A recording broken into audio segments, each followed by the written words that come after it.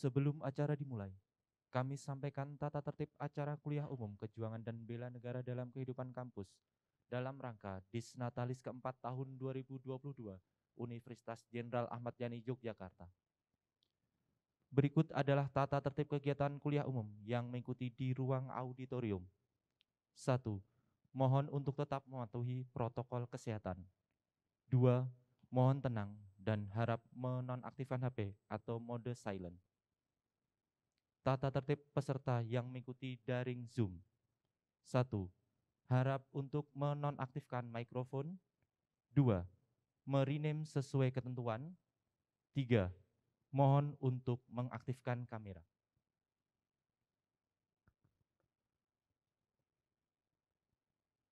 Bismillahirrahmanirrahim. Assalamualaikum warahmatullahi wabarakatuh. Selamat pagi dan salam sejahtera untuk kita semua. Yang terhormat, PLT Ketua BPH Universitas Jenderal Ahmad Yani Yogyakarta, Bapak Wardoyo, SB, SIP, MSc. Yang kami hormati, Rektor Universitas Jenderal Ahmad Yani Yogyakarta, Bapak Dr. Andes Joko Susilo, STMT IPU. Yang kami hormati, Brigadir Jenderal TNI Dr. Yusuf Ali, SEMM Cihar. Yang kami hormati, para Wakil Rektor, Ketua SPI, para Dekan, para undangan, dan yang kami cintai serta kami banggakan, mahasiswa Universitas Jenderal Ahmad Yani Yogyakarta.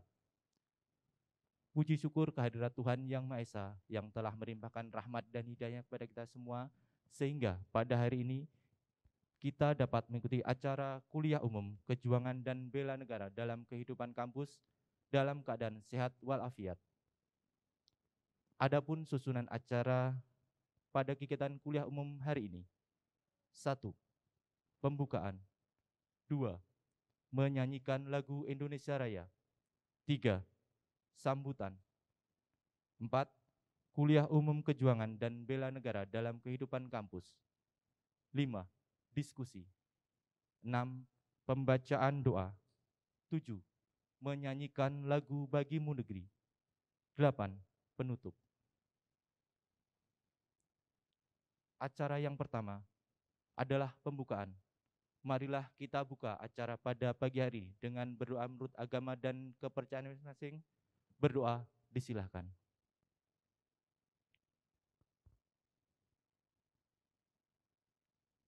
Berdoa selesai. Acara yang kedua, menyanyikan lagu Indonesia Raya. Hadirin dimohon berdiri dan mengambil sikap sempurna.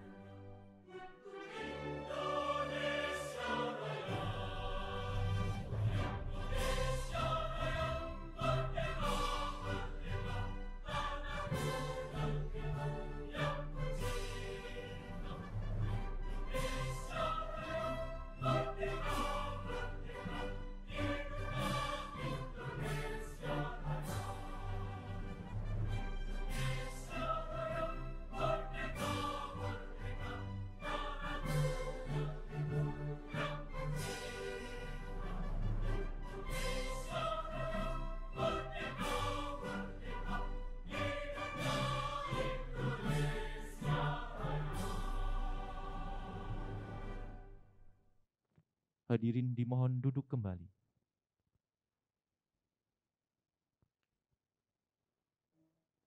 Acara ketiga adalah sambutan yang akan disampaikan oleh Rektor Universitas Jenderal Ahmad Yani Yogyakarta kepada Bapak Dr. Andes Joko Susilo, STMT IPU. Disilahkan.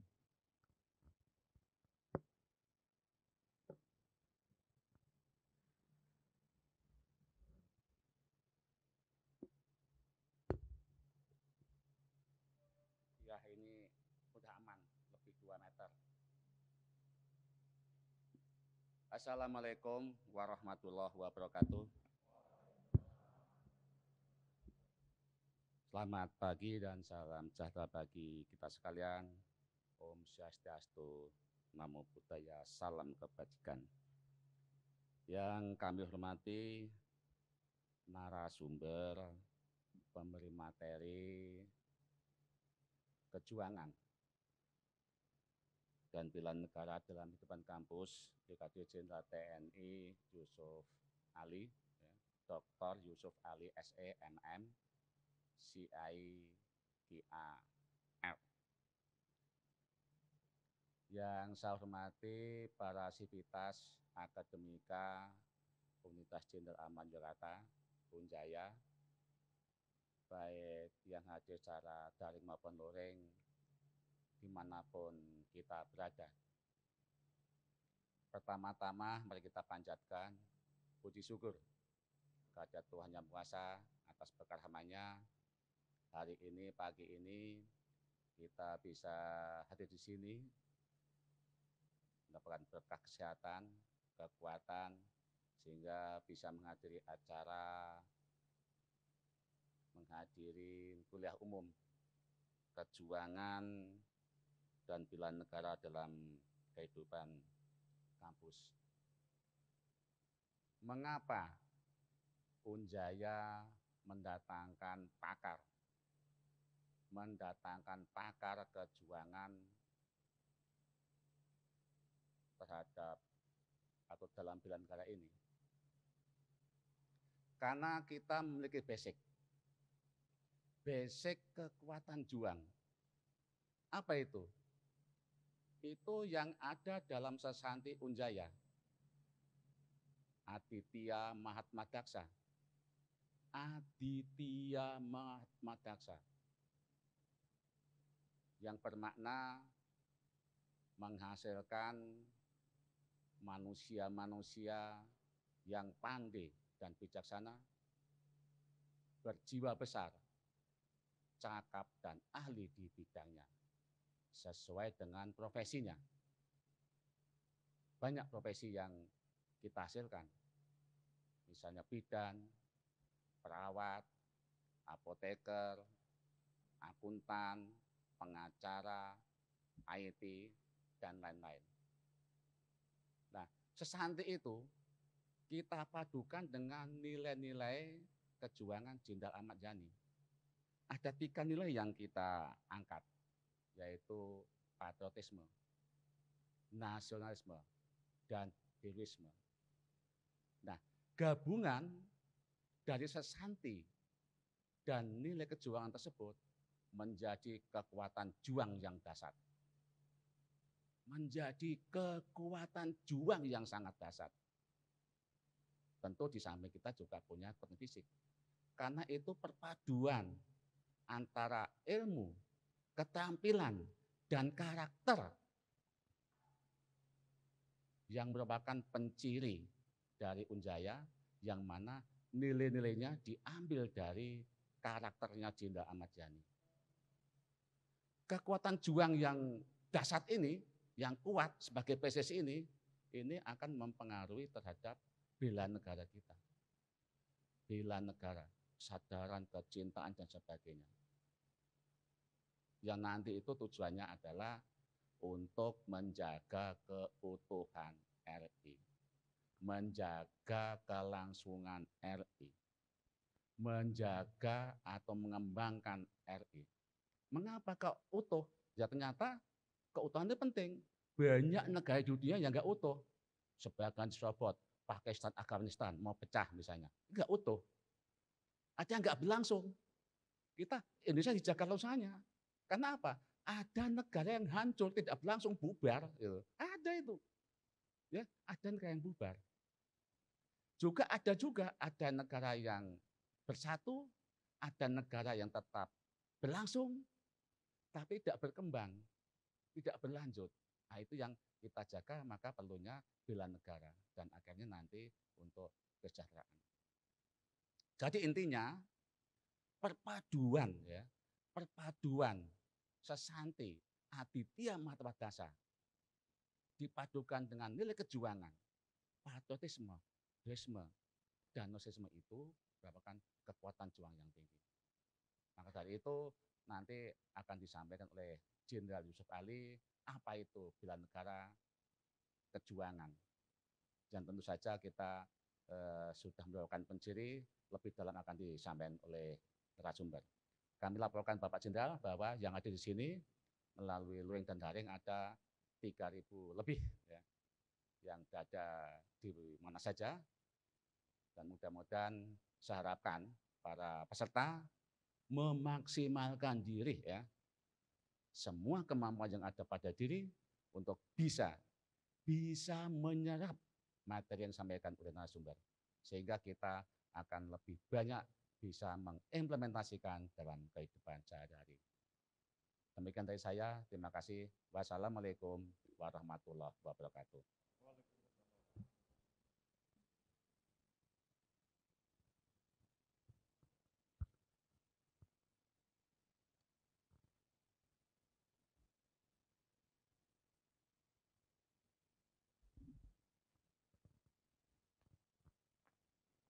Selanjutnya, memasuki acara inti, yaitu penyampaian materi kuliah umum kejuangan dan bela negara dalam kehidupan kampus. Kuliah umum akan dipandu oleh Ibu Ristiana Eka Ariningtyas, SST MPH, selaku moderator. Kepada Ibu Ristiana Eka Ariningtyas, SST MPH, disilahkan.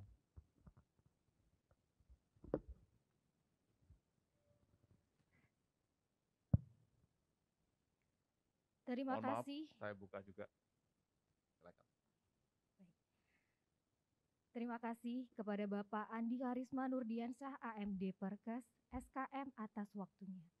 Assalamualaikum warahmatullahi wabarakatuh. Om Swastiastu, Namo Buddhaya, salam kebajikan, selamat sejahtera.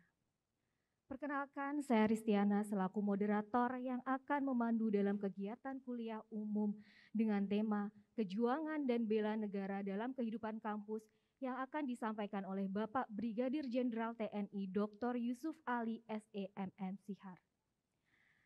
Hadirin yang kami hormati, bela negara dapat didefinisikan sebagai sikap dan perilaku warga negara yang dijiwai oleh kecintaannya kepada Negara Kesatuan Republik Indonesia berdasarkan Pancasila dan Undang-Undang Dasar 1945 dalam menjamin kelangsungan hidup bangsa dan negara yang seutuhnya.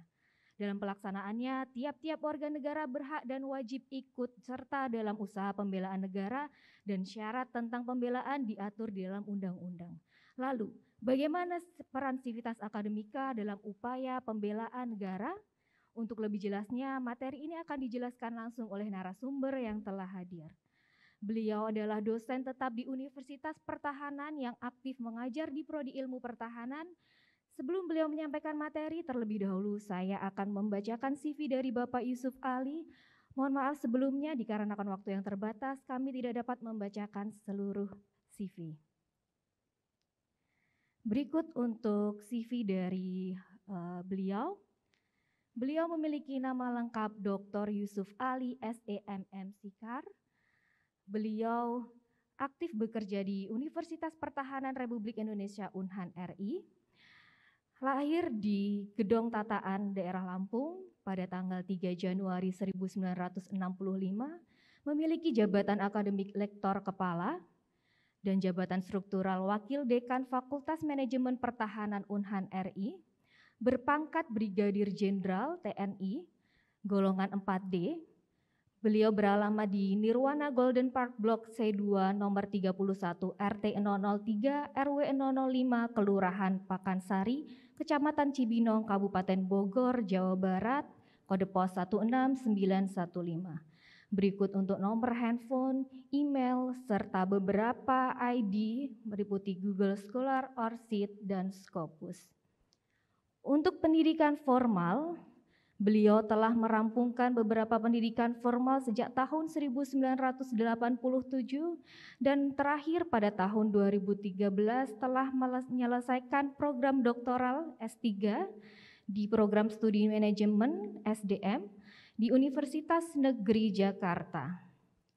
Dan untuk pendidikan militer, beliau telah banyak mengikuti beberapa kursus sejak tahun 1987 dan terakhir pada tahun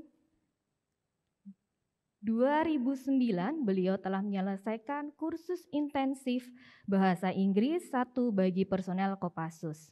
Untuk kegiatan ilmiah, beliau juga banyak mengikuti kegiatan ilmiah sebagai peserta, moderator maupun narasumber.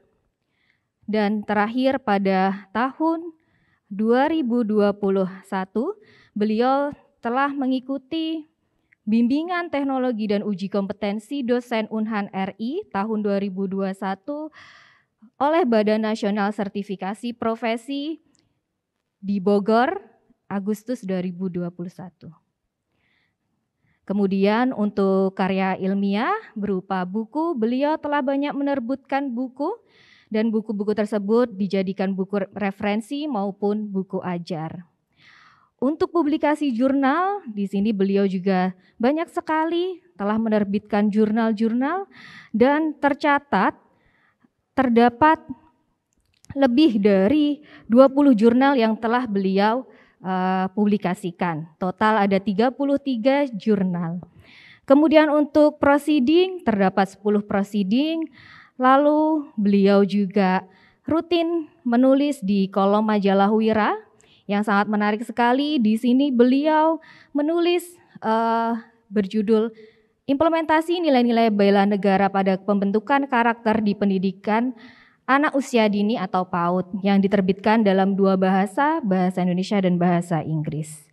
Dan terakhir beliau juga telah mendapatkan tanda jasa militer sejak tahun 1996 yang diberikan oleh Menteri Pertahanan Keamanan Bapak LB Murdani berupa Satya Lancana Seroja.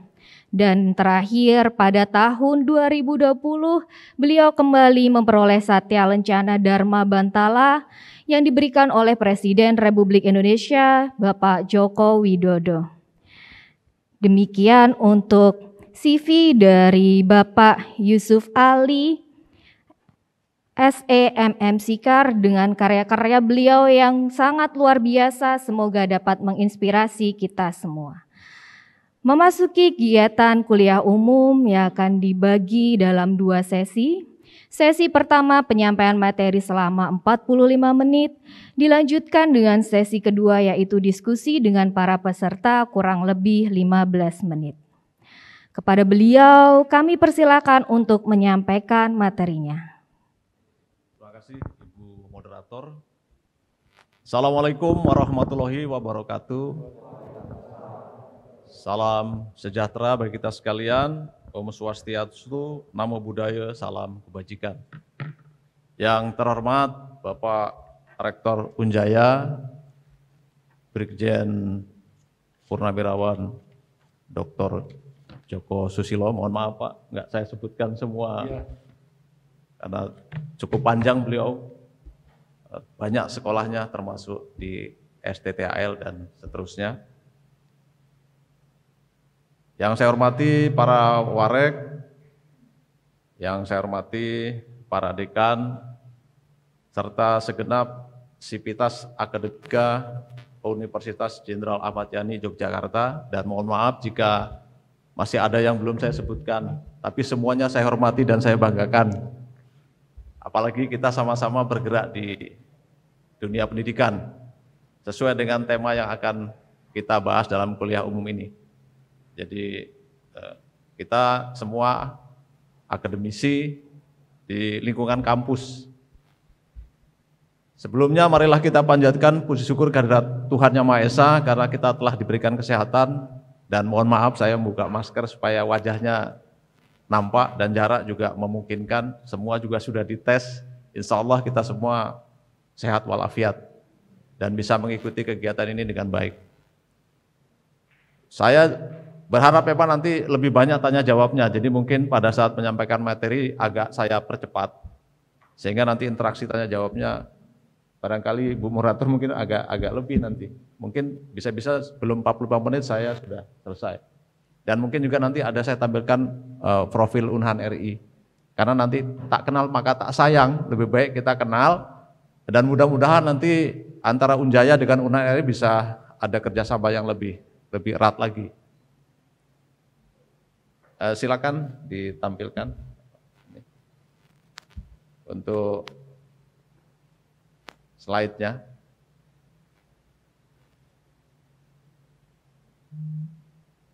Ini sedikit tadi CV saya sudah cukup panjang dijelaskan, tapi mungkin ada beberapa yang belum terlihat. Silakan diperhatikan dengan seksama jika nanti akan menghubungi saya, karena saya juga statusnya dosen. Saya dengan senang hati akan berbagi ilmu, karena sharing knowledge itu memang tugas kita. Kita di kampus itu harus selalu mau berbagi. Dan dalam hubungannya dengan bela negara, nilai-nilai kejuangan seperti yang tadi sudah disampaikan oleh Bapak Rektor, ini penting sekali. Jangan sampai ilmu itu hanya jadi explicit knowledge kita, tapi tidak dibuat tacit knowledge lalu kita sebarkan, kita implementasikan ke masyarakat. Ini sedikit gambaran dari CV saya. Lanjut Pak, kita masuk ke, ini sedikit saya mengenalkan karena saat ini Unhan RI sedang melaksanakan penerimaan murid baru, baik itu diploma 4, diploma 3, lalu S1, S2, S3. Ya, saya berharap dalam kerjasamanya ini memang ada, mungkin nanti yang alumni dari Unjaya maupun dosen-dosen bisa kuliah di Unhan RI, karena Unhan RI itu memberikan beasiswa penuh dan ditambah uang saku. Silakan lanjut ke profil, karena sekitar 5 menit nanti profilnya. Silakan lanjut.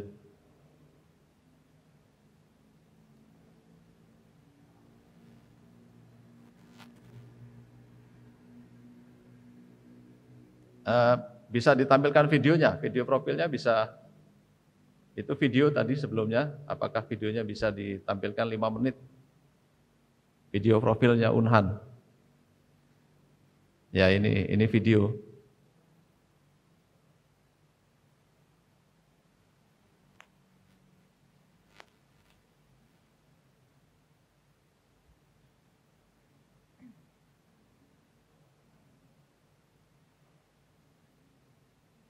Mohon maaf cukup berat memang. Karena video.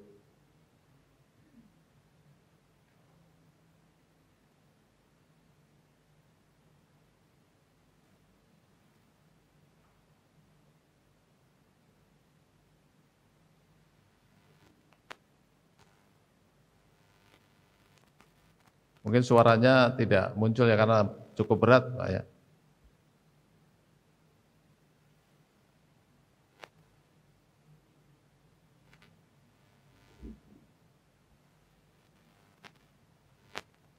Unhan didirikan tahun 2009, diresmikan oleh Bapak Presiden Susilo Bambang Yudhoyono.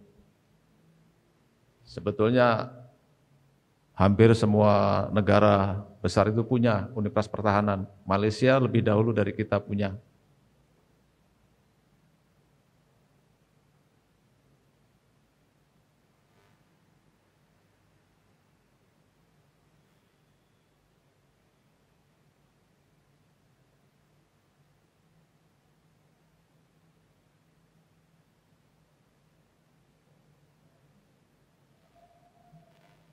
Untuk vokasi kita ada prodi-prodi tentang pertanian maupun kelautan perikanan. Untuk S1 ada Fakultas MIPA, ada Fakultas Kedokteran, ada Fakultas Farmasi, ada Fakultas Teknik. Tapi semua profil lulusannya untuk militer. Jadi ilmunya dihubungkan dengan bidang pertahanan. Lalu S2-nya kita ada Fakultas Strategi Pertahanan, ada Fakultas Manajemen Pertahanan, ada Fakultas Teknologi Pertahanan, ada Fakultas Keamanan Nasional. Lalu S3 kita ada program doktor. Sebelum saya menjabat di Wakil Dekan FMP ini, saya juga pelaksana harian Wakil Direktur Program Doktor. Membuka program studi Sarjana S1 yang memiliki 4 fakultas.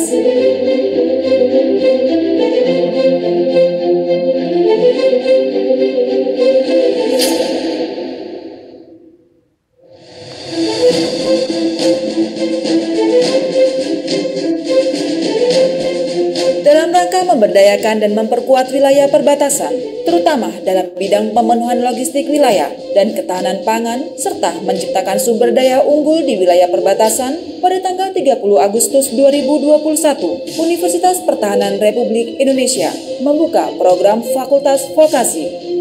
Universitas Pertahanan Republik Indonesia memiliki 3 kampus yang terletak di Sentul, Bogor, kampus kedua di Salemba, Jakarta, dan kampus ketiga di Atambua, Belu, Nusa Tenggara Timur. Dalam bidang penelitian, mahasiswa dan dosen Universitas Pertahanan Republik Indonesia melakukan riset ilmiah tentang sains dan teknologi dengan sertifikasi internasional yang memanfaatkan superkomputer, big data, dan artificial intelligence dalam bidang pengabdian kepada masyarakat, melaksanakan sosialisasi bela negara dan program-program Universitas Pertahanan Republik Indonesia dengan menyesuaikan era revolusi industri 4.0 dan masyarakat 5.0 melalui pemanfaatan teknologi digital yang hasilnya dapat bermanfaat bagi masyarakat Indonesia maupun bangsa lain di dunia. Universitas Pertahanan Republik Indonesia banyak melaksanakan kegiatan seminar nasional maupun internasional dengan menjalin kerjasama baik akademik maupun non-akademik dengan berbagai perguruan tinggi atau lembaga lain, baik dari dalam maupun luar negeri. Seminar internasional menghadirkan ilmuwan-ilmuwan dan praktisi dari perguruan tinggi ternama dunia.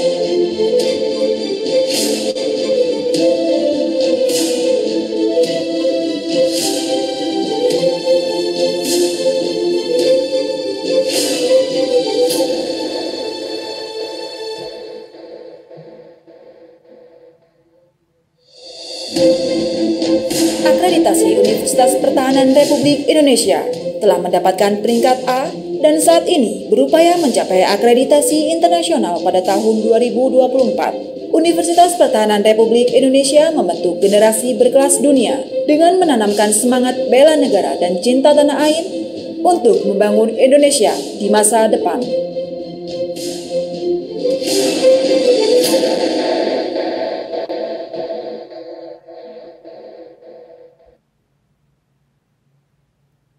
Yang terhormat Bapak Rektor Unjaya, yang saya hormati segenap Sivitas Akademika Unjaya.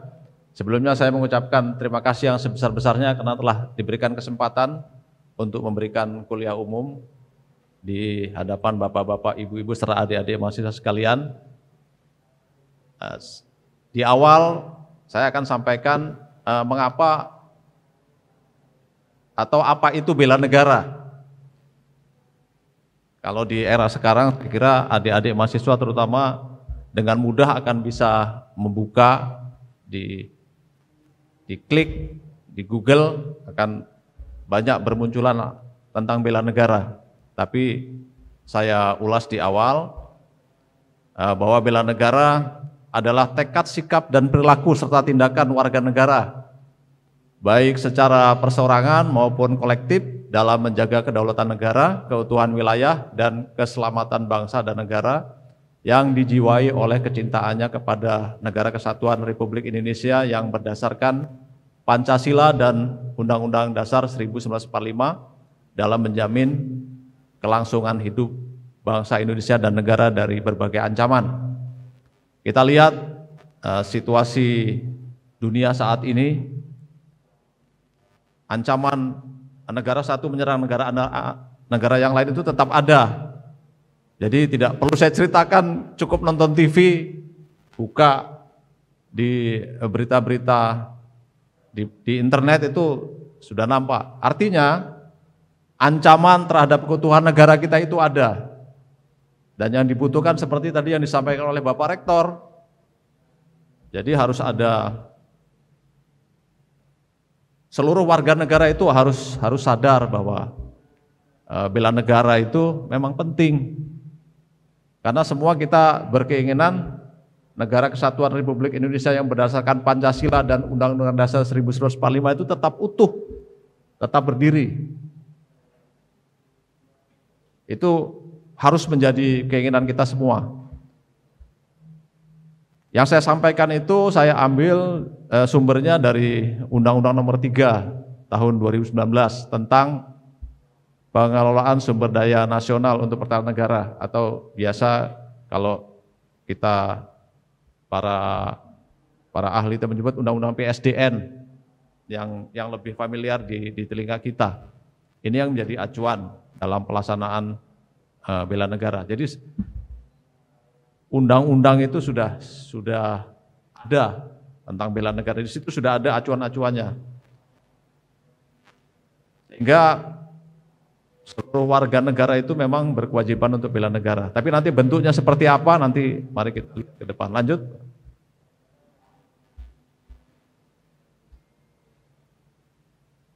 Mengapa negara perlu dibela? Tadi di awal sudah disampaikan dan Bapak Rektor juga sudah menyampaikan sesanti dari Unjaya. Ini berkaitan semua dengan hal ini. Jadi kalau kita lihat fungsi pertahanan itu, setiap warga negara wajib mempertahankan negaranya agar kelangsungan hidup bangsanya tetap terpelihara. Jadi kewajiban, bela negara itu kewajiban seluruh warga negara. Saya kira bukan cuma negara kesatuan Republik Indonesia, semua negara yang berdaulat itu mewajibkan kepada warga negaranya untuk bela negara.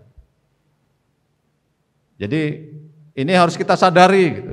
Harus kita sadari bahwa bela negara itu memang kewajibannya warga negara, apapun nanti profesinya. Lalu kita lihat juga sejarah perjuangan khusus kita ya, khusus bangsa Indonesia itu berbeda dengan beberapa bangsa. Mungkin ada juga kesamaan, tapi kita melalui perjuangan yang panjang, sejarah perjuangan bangsa itu. Dan semuanya itu memang ada keterlibatan dari seluruh warga negara.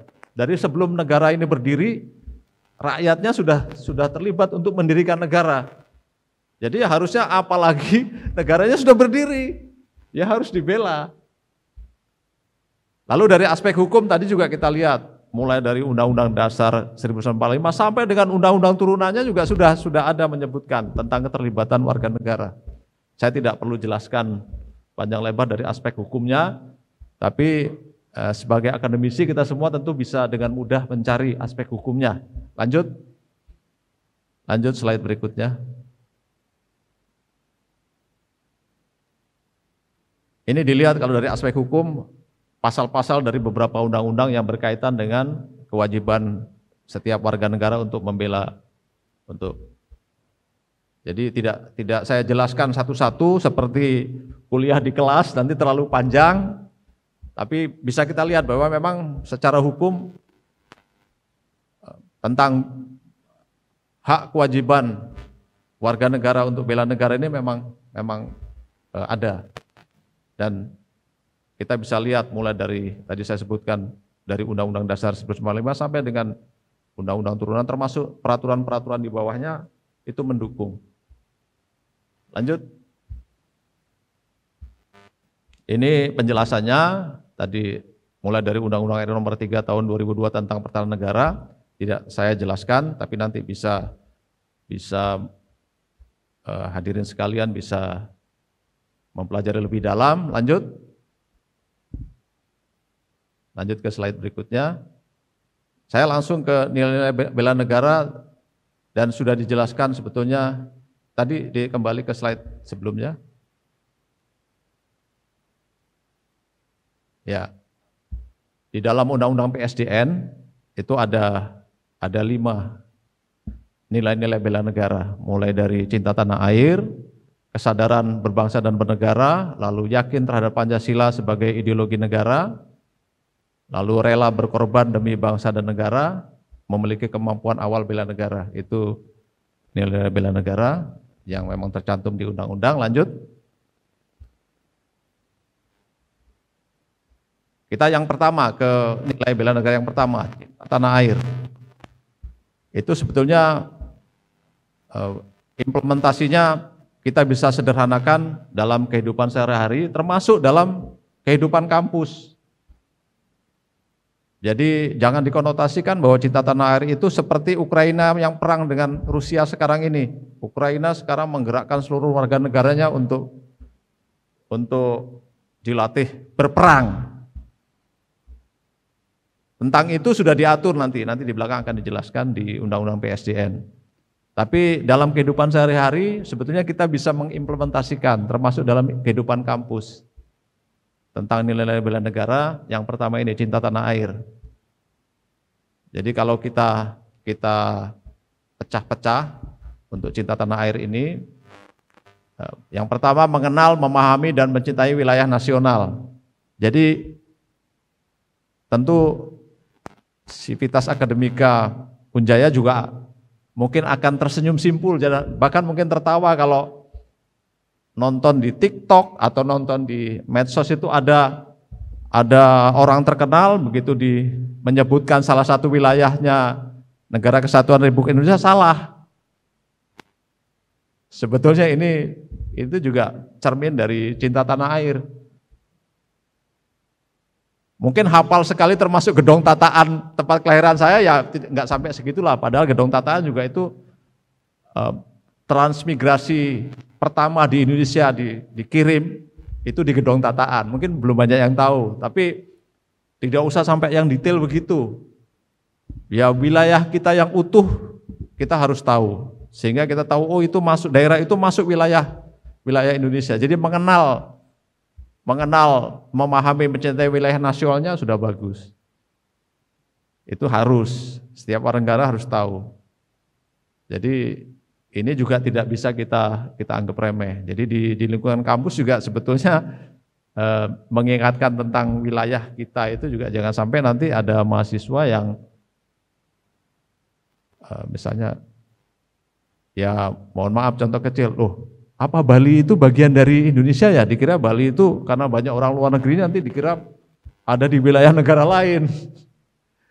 Jadi walaupun nanti prodinya bukan berhubungan dengan prodi yang sejarah dan sebagainya tentang wilayah Negara Kesatuan Republik Indonesia, wilayah nasionalnya kita juga harus dipahami.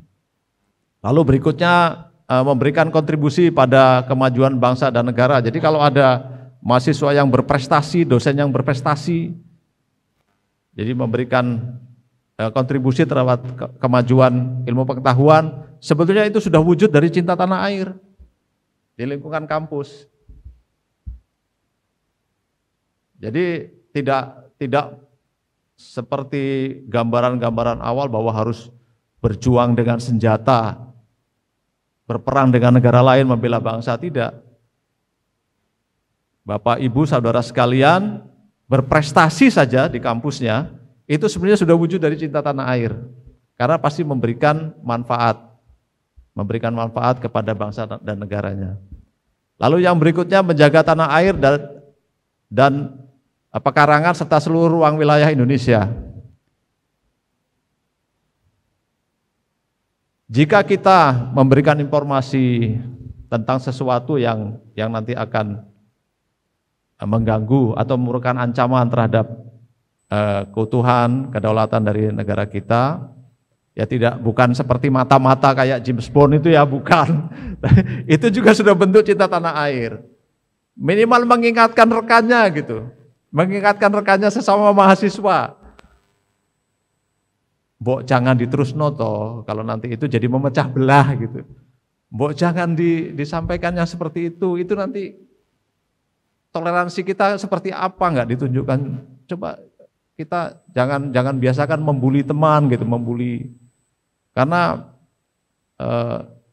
itu tidak menjaga toleransi dan sebagainya, itu juga tidak berkomentar yang tidak perlu yang nanti bisa memecah persatuan, juga itu tadi tidak menjaga keutuhan seluruh ruang wilayah. Bisa terjadi seperti itu. Karena era sekarang kan dengan adanya disrupsi teknologi luar biasa, itu udah yang dulu globalisasi itu sudah lebih-lebih dengan era banjir informasi sekarang. Jadi ini harus kita sadari. Jadi di lingkup kampus itu sampai sesederhana itu sebetulnya wujud dari cinta tanah air dalam lingkup nilai-nilai bela negara ini yang bisa kita lakukan. Selanjutnya yang keempat, melestarikan dan mencintai lingkungan hidup. Contohnya kecil saja, ada sampah di lingkungan kampus itu terus diambil, ditaruh di tempat sampah yang seharusnya, itu sudah wujud dari cinta tanah air. Itu wujud cinta tanah air. Tidak memotong pohon sembarangan. Karena tumbuh-tumbuhan pohon itu memberikan manfaat untuk tanah air kita, untuk masyarakat kita. Itu juga wujud dari cinta tanah air. Jadi menjaga lingkungan kampusnya hijau, sehat, itu wujud dari cinta tanah air. Berikutnya, menjaga nama baik bangsa dan negara serta bangga sebagai bangsa Indonesia dengan cara waspada dan siap membela tanah air terhadap ancaman, tantangan, hambatan, dan gangguan yang membahayakan kelangsungan hidup bangsa serta negara dari manapun dan siapapun. Ya, contoh kecil kita lihat, kita sudah memaki-maki bangsa lain karena menganggap melecehkan kita. Ternyata setelah diselidiki, loh warga negara kita juga ternyata yang berbuat. Mungkin pernah dengar ya, saya nggak sebutkan contoh kasusnya, tapi itu terjadi. Di medsos itu sudah saling memaki, mungkin jangan-jangan hackernya sudah bermain, sudah mengganggu kepentingan negara lain. Nah terus nanti mereka tertawa kan begitu muncul, ternyata tersangkanya itu warga negara kita sendiri. Itu kita harus saling mengingatkan, karena ancaman sekarang ini tidak hanya ancaman militer, kalau di dalam kebijakan umum pertahanan negara, itu ancaman itu ada yang potensial, itu yang ancaman militer itu potensial. Kalau dulu ya di Jakumanek yang dulu disampaikan itu ancaman yang belum nyata, kalau sekarang potensial. Kalau yang faktual itu ancaman yang lebih banyak berhubungan dengan ancaman non militer. Narkoba itu juga ancaman. Terorisme itu ancaman, radikalisme ancaman. Itu yang faktual sekarang. Jadi sebetulnya kalau di kehidupan kampus, kalau kita cinta tanah air, ya ancaman-ancaman itu yang non militer itu kita bantu, karena nanti yang menghadapi itu ya kekuatan nirmiliter, memangnya bukan militer yang menghadapi. Jadi kalau sesama teman mahasiswa saling mengingatkan, kalau nanti kelihatannya tadi yang berhubungan dengan toleransi tadi ya, membuli teman, nanti akhirnya jadi timbul perpecahan, itu sebenarnya sudah wujud cinta tanah air dari kalau kita melihat menjaga nama baik bangsa dan sebagainya. Kita berprestasi dalam misalnya cabang olahraga, membela kampus Unjaya gitu, juara. Prestasi kita itu sebenarnya wujud dari cinta tanah air kita. Itu tentang nilai bela negara yang pertama, cinta tanah air. Lanjut. Ini contoh-contoh tadi sudah saya sampaikan dalam kehidupan nyata. Sudah banyak tadi saya berikan. Lanjut. Selanjutnya untuk nilai bela negara yang kedua, sadar akan berbangsa dan bernegara. Nah, itu di dalamnya ada membina kerukunan, menjaga persatuan dan kesatuan dari lingkungan keluarga, lingkungan masyarakat, lingkungan pendidikan, dan lingkungan kerja. Lalu mencintai budaya, bangsa dan produk dalam negeri, selanjutnya mengakui, menghargai, dan menghormati bendera merah putih, lambang negara, dan lagu kebangsaan Indonesia Raya. Itu yang saya contohkan itu kan ini yang berhubungan dengan pelecehan terhadap lambang-lambang negara ya kemarin. Ternyata warga negara kita sendiri yang melakukan. Tapi kita sudah ribut dengan warga negara lain. Lalu berikutnya menjalankan hak dan kewajiban sesuai peraturan dan perundang-undangan yang berlaku, mengutamakan kepentingan bangsa di atas kepentingan pribadi, keluarga maupun golongan. Berikutnya kita bisa lihat contoh-contohnya. Ini kalau kita contoh dari sadar berbangsa dan bernegara dalam kehidupan nyata. Tadi juga sudah berhubungan juga ya tadi dengan yang nilai-nilai yang pertama, menjaga kesatuan dan persatuan, menjaga keharmonisan dan kerukunan antar manusia. Di dalam kehidupan kampus juga kita menjaga toleransi, tidak mudah membuli teman dari warna kulit, dari penampilan, itu juga sudah wujud dari sadar berbangsa dan bernegara dalam kehidupan nyata. Jadi kita nggak sadar bahwa sebetulnya kita sudah melaksanakan bela negara sebenarnya dengan berbuat yang seperti itu. Yang menurut kita sederhana dalam sehari-hari di kehidupan kampus. Menjaga keharmonisan dan kerukunan hidup antar warga dan umat beragama. Lalu patuh hukum, kalau aturan di Unjaya seperti apa gitu untuk mahasiswa itu kita patuhi. Sebenarnya itu juga sudah wujud kita melaksanakan bela negara di kehidupan kampus. Sesederhana itu pelaksanaannya sebenarnya bela negara. Lanjut.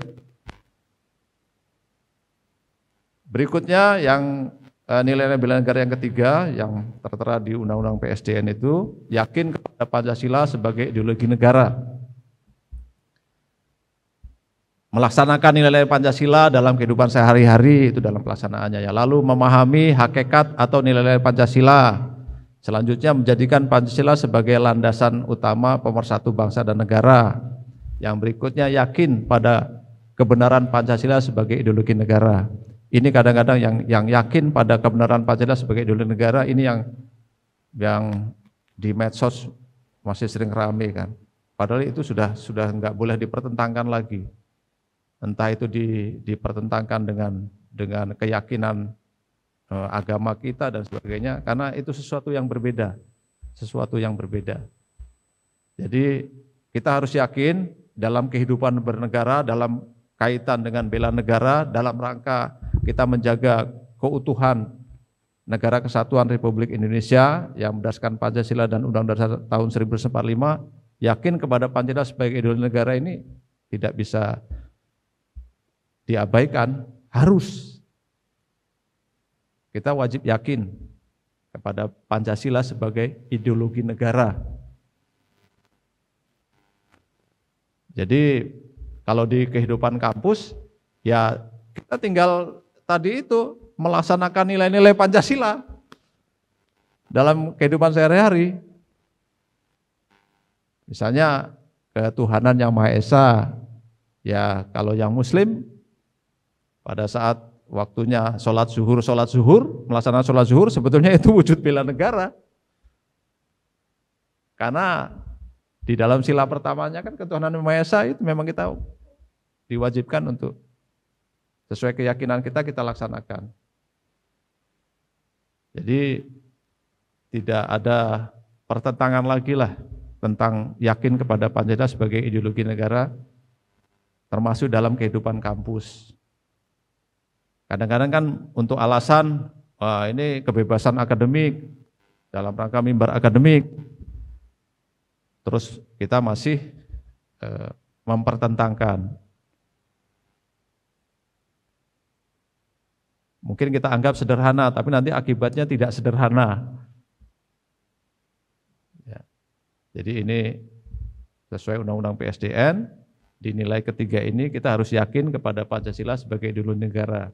Dan kita implementasikan, termasuk dalam kehidupan kampus. Saya tidak perlu panjang lebar ini menjelaskan, karena levelnya sudah level universitas itu, maksudnya semuanya akademisi, semua punya tingkat intelektual yang memang bisa bisa berpikir bahwa kalau yakin kepada Pancasila sebagai idola negara, ya saya implementasinya seperti ini, melaksanakan nilai-nilai Pancasila dalam kehidupan sehari-hari, ya seperti itu.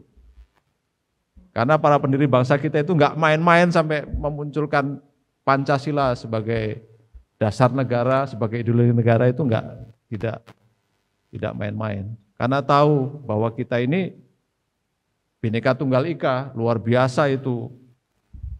Mungkin sangat sedikit negara di dunia itu yang tingkat kemajuannya seperti kita. Kita sangat majemuk. Rusia dengan Ukraina itu kalau kita lihat apa bedanya kan susah kita membedakan. Saya waktu pernah ada kesempatan konferensi ke Kroasia, karena kan Kroasia dengan Serbia itu agak kurang baik juga. Terus saya tanya dengan orang Kroasianya, Anda bisa bedakan antara yang mana orang Kroasia dengan Serbia itu seperti apa? Wong saya nggak bisa bedakan. Ya saya tetap bisa bedakan. Kalau kita memang ada pertentangan dan mengkotak-kotakkan, selalu membeda-bedakan, perbedaan itu yang akan muncul, yang akan membesar. Tapi kalau kita selalu menjaga persatuan, lalu keharmonisan kita jaga, perbedaan warna kulit, bentuk rambut, wajah, enggak kita masalahkan itu. Enggak kita jadikan bahan untuk membuli. Ini terkait dengan nilai-nilai bela negara yang harus kita laksanakan. Yang ketiga ini, yakin kepada Pancasila sebagai idola negara. Sekali lagi, di lingkungan kampus kita melaksanakannya cukup sederhana sebetulnya. Lanjut. Ini contoh-contoh sudah disampaikan tadi sebagian, lanjut.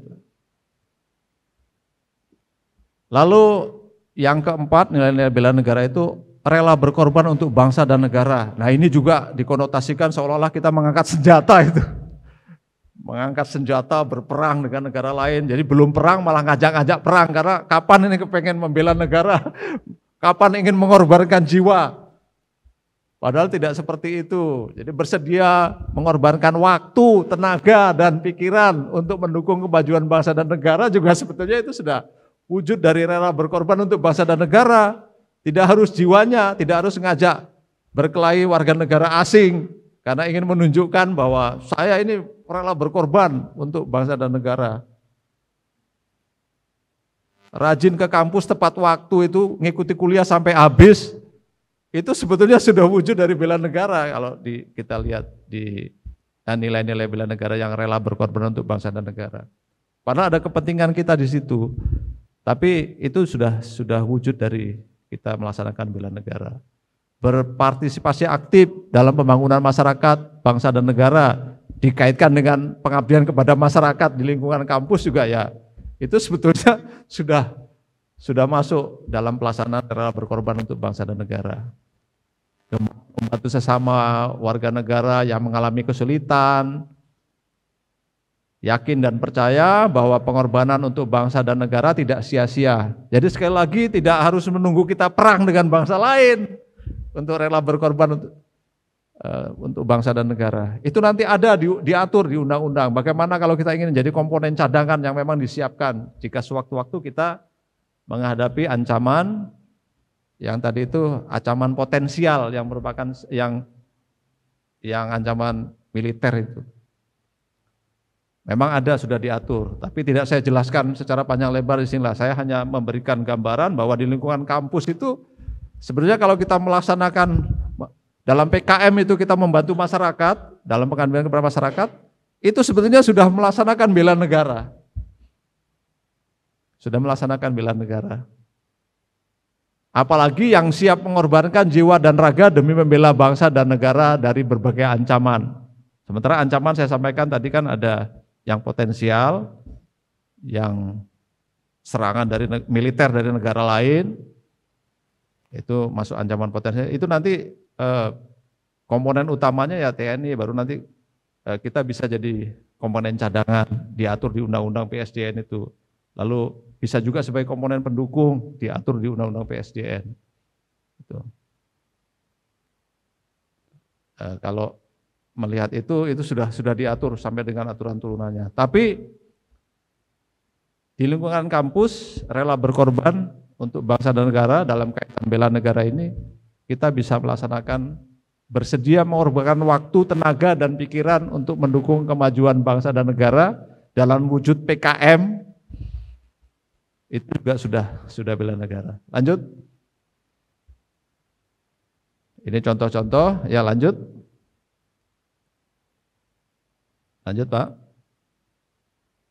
Lalu nilai bela negara yang berikutnya memiliki kemampuan awal bela negara, baik itu secara psikis maupun secara fisik. Berarti kita rajin berolahraga, menyiapkan, jadi menjaga fisik kita agar tetap sehat, stamina kita terjaga, itu sebenarnya wujud dari bela negara juga. Karena negara akan rugi kalau rakyatnya sakit-sakitan, rakyatnya nggak sehat. Kita ribut BPJS, wah gini. Tapi kita tidak mendukung dengan menjaga kesehatan kita. Jadi mohon maaf saya buka ini karena jarak cukup jauh. Itu sebetulnya di kehidupan kampus juga sama. Kita menjaga kesehatan kita sehingga kita bisa berkuliah dengan baik, lalu menjaga nalar kita melaksanakan ibadah sesuai agama dan kepercayaan kita masing-masing, sehingga nanti secara kejiwaan kita tidak gampang kena stres dan sebagainya.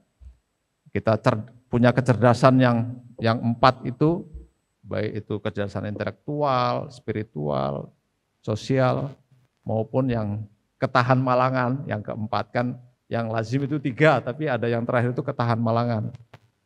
Karena ada contoh-contoh, walaupun dia pinter, lalu dia punya kecerdasan spiritual, dia juga bersosialisasi dengan baik, tapi dia nggak kuat, nggak bisa nahan stres, nggak punya ketahanan malangan yang baik, dia juga bisa bunuh diri. Contoh-contohnya sudah ada. Ya diharapkan ini secara fisik maupun psikis kita sehat. Itu yang dimaksud dengan memiliki kemampuan awal bela negara. Jadi negara itu berharap warganya itu sehat secara fisik maupun psikis. Jika kita menjaga kedua hal itu sudah wujud bela negara, termasuk kita yang saat ini ada di lingkungan kampus. Lanjut.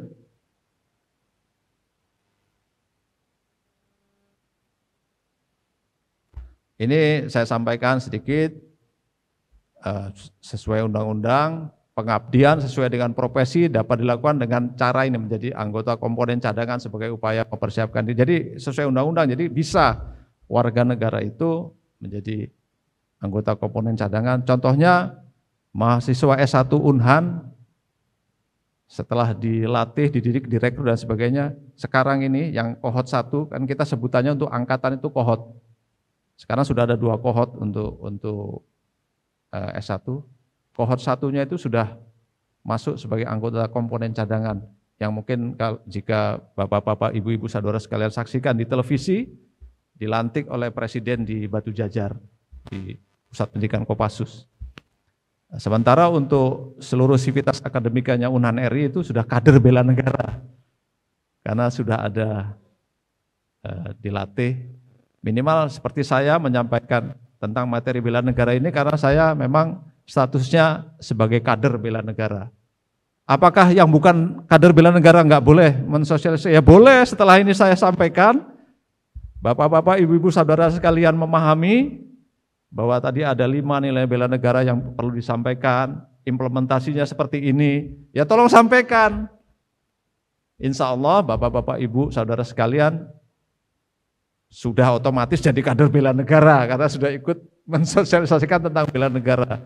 Bahwa sesederhana itu pelaksanaannya. Bahwa lanjut ke slide berikutnya.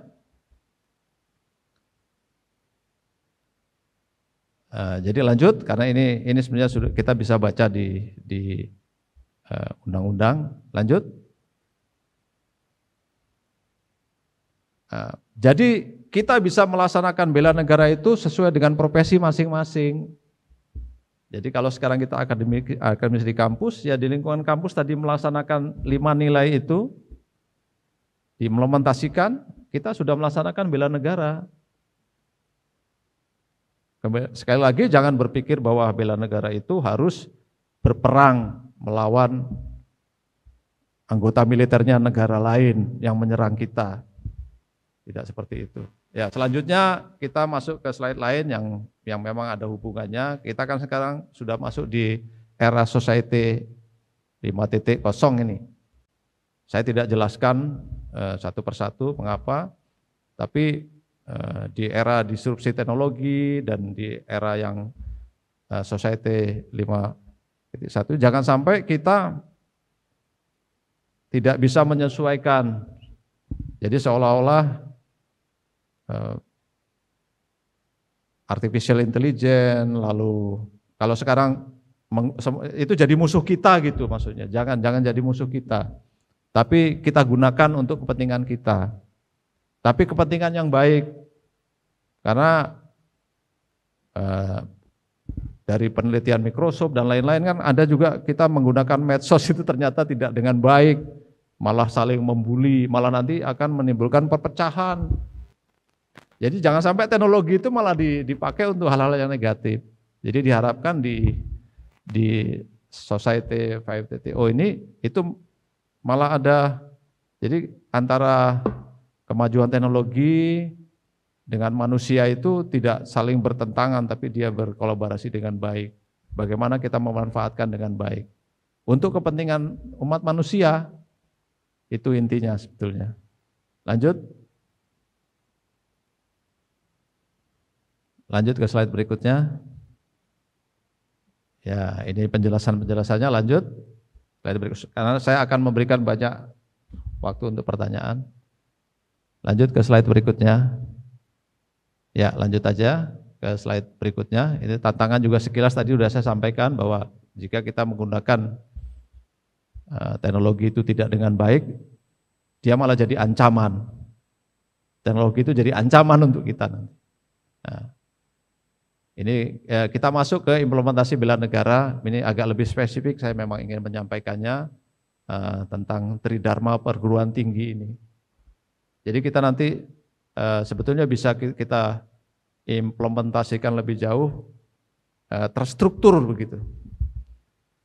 Seperti kita ketahui kan ada Tridharma perguruan yang harus kita laksanakan oleh seluruh sivitas akademika, termasuk di Unjaya, di lingkungan kampus, maupun nanti ke masyarakat, mulai dari pendidikan dan pengajaran, penelitian dan pengembangan, lalu pengabdian kepada masyarakat. Itu yang harus kita laksanakan. Lanjut.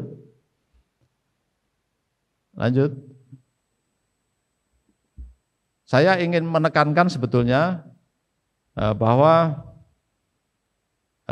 kolaborasi penelitian antara dosen dan mahasiswa itu baik dan penting, karena nanti terkait ya, kait mengait. Kadang-kadang nanti kita menyadarinya setelah kita akan melaksanakan akreditasi program studi. Ternyata pada saat ada pertanyaan, apakah ada penelitian dosen dan mahasiswa kosong? Artinya kita nilainya 0, boro-boro mau dapat 4. Lalu berikutnya, apakah ada dari hasil penelitian dosen itu yang menjadi topik dalam mata kuliah? Kosong. Lalu kita ujung-ujungnya kesulitan karena anggaran dan sebagainya. Sebenarnya dengan kolaborasi ini, penelitian jadi lebih efektif dan efisien. Tapi kita harus buat dulu rencana induk penelitiannya di kampus. Jadi memang harus dibuat. Sehingga nanti jika dilaksanakan penelitian dalam satu lokus, itu bisa bersama-sama, bisa lebih dari satu fakultas. Misalnya ada tema penelitian di satu daerah yang tentang pandemi sekarang, itu sebenarnya bisa dikolaborasi dari Fakultas Kesehatan, Fakultas Ekonomi dan Sosial, Fakultas Teknik ya, di lokus yang sama. Hanya dipecah topik-topiknya. Itu juga bisa jadi skripsi. Dari tema yang sama, lokus yang sama. Hanya topiknya. Lalu nanti tinggal dipecah dari topik itu. Nanti di rumusan masalahnya itu, oh ini nanti buat saya sebagai dosen, akan saya lanjutkan. Nanti akan saya bikin artikel. Lalu mahasiswa juga ini untuk, Pak izin Pak ini topik yang ini nanti untuk jadi judul skripsi saya, silakan. Dan seterusnya. Saya yakin anggarannya jadi lebih kecil dan dosen bisa mengawasi pelaksanaan penelitiannya mahasiswa. Jadi mahasiswa nggak usah nanya-nanya ke sana kemari karena ada pendamping dosen. Dan dosen juga nanti bisa ngambil keuntungan, nanti saya akan ambil artikel ya dari sini. Dan dalam surat perintah yang dibuat oleh perguruan tinggi itu sudah tercantum bahwa ini penelitian kolaborasi antara dosen dan. Jadi kalau sekarang kan sistemnya semua online ya, kita mau jadi dosen itu serdos dan seterusnya, itu upload. Karena saya udah ngalami berkali-kali, ini penting surat perintah untuk melaksanakan penelitian, lalu artikelnya apa, dan seterusnya itu berhubungan. Jadi kalau enggak dari sekarang kita buat seperti itu, kita buat rencana induk penelitian dan sebagainya, itu kita kesulitan kalau di ujung nanti, Pak, Bapak sudah saatnya untuk mengajukan lektor kepala misalnya. Baru diurus, baru mau diupload, nggak bisa Pak. Ini butuh waktu bertahun-tahun dalam pelaksanaannya, terutama untuk dosen. Termasuk adik-adik mahasiswa membuat skripsi, terus tidak direncanakan dengan baik, akhirnya lambat itu nanti selesainya. Tapi kalau tadi ada kolaborasi itu, ini ada tema yang sama, silakan. Topiknya ini, itu Pak pas itu dengan rencana skripsi saya, ya sudah dilanjut, itu akan mudah. Dan tadi itu yang dari segi anggaran juga akan lebih efisien dan lebih efektif nanti hasilnya, karena dari hasil artikelnya dosen itu bisa jadi buku, bisa nanti karena bisa jadi topik dalam perubahan di mata kuliahnya nggak berubah, tapi topiknya yang 14 itu ada salah satu yang dari hasil penelitian dosen. Itu lebih bagus. Satu saat nanti kita nyusun borang, itu sudah ada barangnya. Karena kan memang harus ada di upload, harus, kalau nggak ada buktinya kita nanti ngarang-ngarang. Lalu hasil-hasil itu diimplementasikan dalam bentuk pengabdian kepada masyarakat. Itu sudah bela negara. Karena hasil penelitiannya tadi yang kolaborasi dosen dan mahasiswa diimplementasikan ke masyarakat, membawa perbaikan-perbaikan yang menguntungkan. Itu betul-betul bela negara itu. Kalau kita sendiri-sendiri, kita laksanakan sendiri-sendiri, yang skripsi gitu, dosen neliti sendiri, belum tentu nanti rangkaiannya akan seperti itu. Dan belum tentu nanti baik dari universitas maupun masyarakat akan merasakan manfaat yang besar. Kita mungkin cuma publish gitu aja di jurnal, baik nasional maupun internasional. Tapi begitu diimplementasikan ke masyarakat, kurang. Tapi kalau kita memang sudah tentukan beramai-ramai tadi dalam itu pasti nanti bisa. Nanti arah yang begini gimana, arah yang begini gimana, itu harus kita bahas. Itu menurut saya akan lebih baik. Lanjut. Ini hanya contoh-contoh saja Pak, karena banyak dalam contoh-contoh membuat rencana induk penelitian, lalu nanti dibuat apa nanti, lalu topik-topiknya lanjut ke berikutnya. Ke slide berikutnya. Ini hanya contoh. Ya, berikutnya.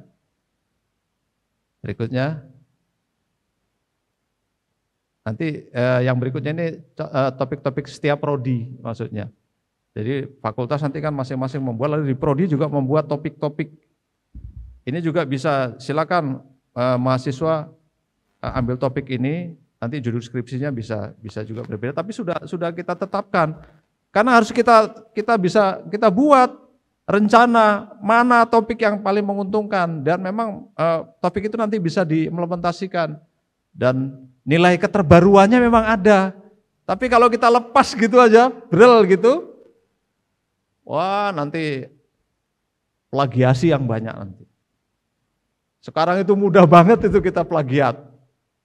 Wong begitu klik gini langsung duduk gitu kan, begitu kata kunci kita klik, wah muncul segala macam, mudah sekali.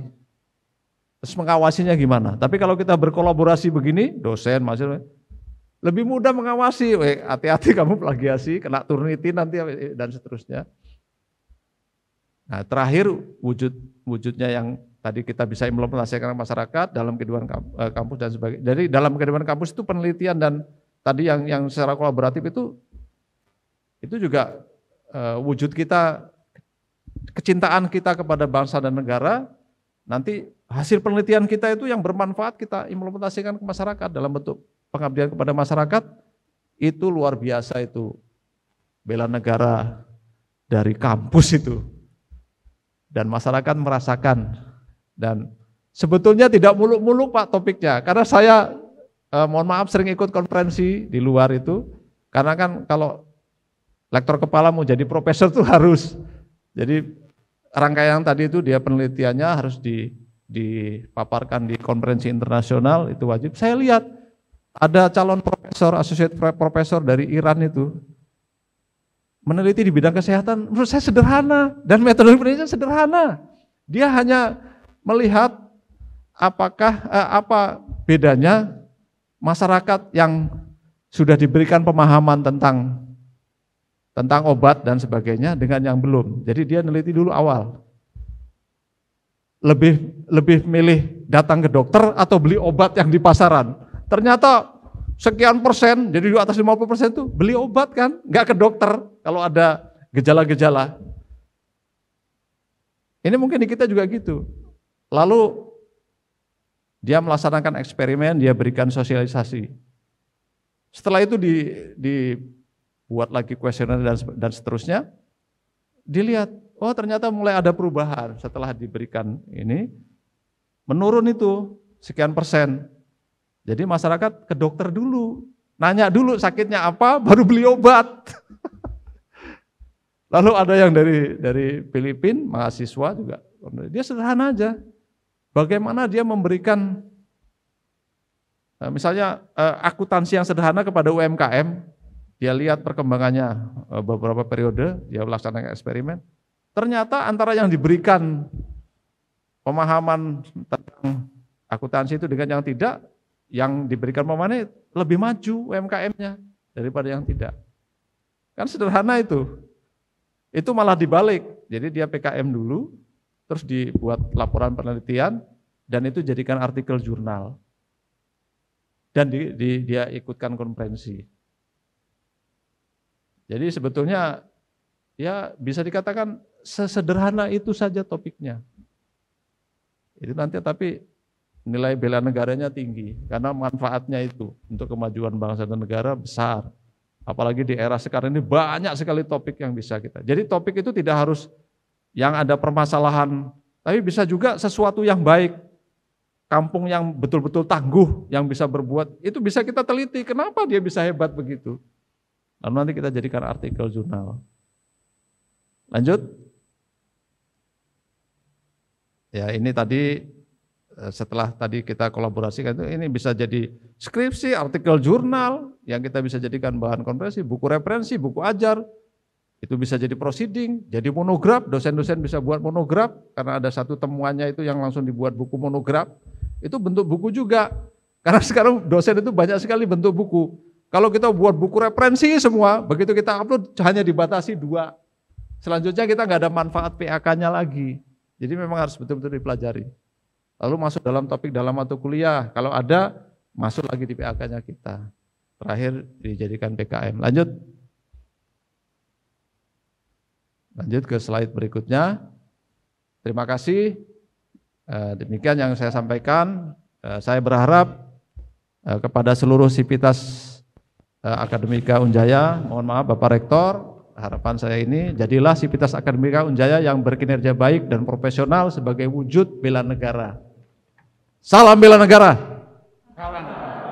Terima kasih, mohon maaf jika ada lebih kurangnya, dan sekali lagi terima kasih sebesar-besarnya dari saya, salam hormat dari Bapak Rektor UNAN RI dan Sivitas Akademika UNAN RI, karena Unjaya sudah bersedia mengundang dosen UNAN RI secara resmi, jadi secara resmi karena suratnya resmi, saya ada surat jalan dari Unhan, dan ke depan insya Allah sesuai harapan kita semua ada kerjasama yang lebih maju lagi antara Unjaya dengan Unhan RI di bawah kepemimpinan Bapak Rektor Unjaya, Brigjen Purnawirawan Dr. Joko Susilo. Sekali lagi terima kasih, saya akhiri. Wassalamualaikum warahmatullahi wabarakatuh. Selamat pagi.